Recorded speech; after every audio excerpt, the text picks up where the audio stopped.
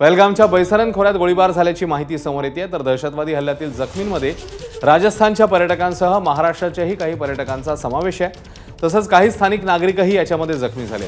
सुरक्षा दलाकडून शोधकार्य सुरू आहे, मात्र दहशतवादी पोलीस युनिफॉर्ममध्ये असल्याची माहिती आहे। तर या हल्ल्यामागे टीआरएफ दहशतवादी संघटनेचा हात असल्याची शक्यता वर्तवली जाते। सीआरपीएफची क्विक रिॲक्शन टीम घटनास्थळी तैनात करण्यात आली आहे। तर या हल्ल्यामध्ये एकूण 12 जण जखमी झाल्याची माहिती आता समोर येते। बैसरन खोऱ्यात शोधकार्य सर्च ऑपरेशन मोठ्या प्रमाणात सुरू आहे, मात्र पोलीस युनिफॉर्ममध्ये येऊन दहशतवाद्यांनी हा हल्ला केलेला आहे। हल्ल्यामागे टीआरएफ दहशतवादी संघटनेचा हात असल्याची शक्यता आहे। जसं आपल्या प्रतिनिधींनी मगाशी सांगितलं, पर्यटकांमध्ये भीती निर्माण करणं आणि त्यामुळे त्यांची संख्या कमी करणं हा एक दहशतवाद्यांचा कट आणि हेतू पाहायला मिळतो। दरम्यान गृहमंत्री अमित शहांनी सध्याची अपडेट येते त्यानुसार एक बैठक बोलवलेली आहे।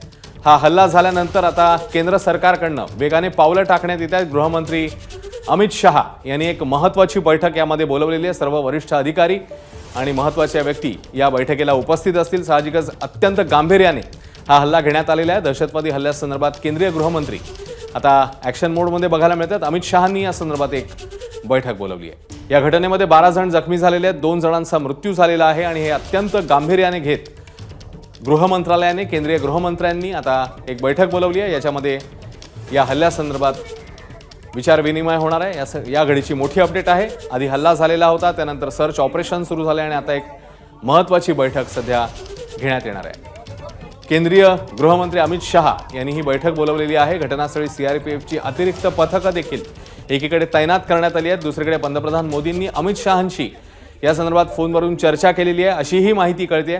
त्यामुळे केंद्रीय स्तरावर या हल्ल्याबद्दल आता पावलं टाकण्यात येत आहेत। बैठक सुरू झालेली आहे। आयबी प्रमुख, गृह सचिव हे सगळे बैठकीला उपस्थित आहेत असं सूत्रांचं म्हणणं आहे। एकीकडे जम्मू काश्मीरमध्ये पहलगाममध्ये ही मोठ्या दहशतवादी हल्ल्याची घटना समोर येत असतानाच आता केंद्रीय स्तरावर सरकारच्या पातळीवर हालचालींनी वेग घेतलेला आहे। एक महत्त्वाची बैठक वरिष्ठ अधिकाऱ्यांची सध्या सुरू झाल्याचं कळतंय। केंद्रीय गृहमंत्री अमित शहा यांनी ही बैठक बोलवली आहे, ज्याच्यामध्ये सर्व प्रमुख अधिकारी हे उपस्थित आहेत।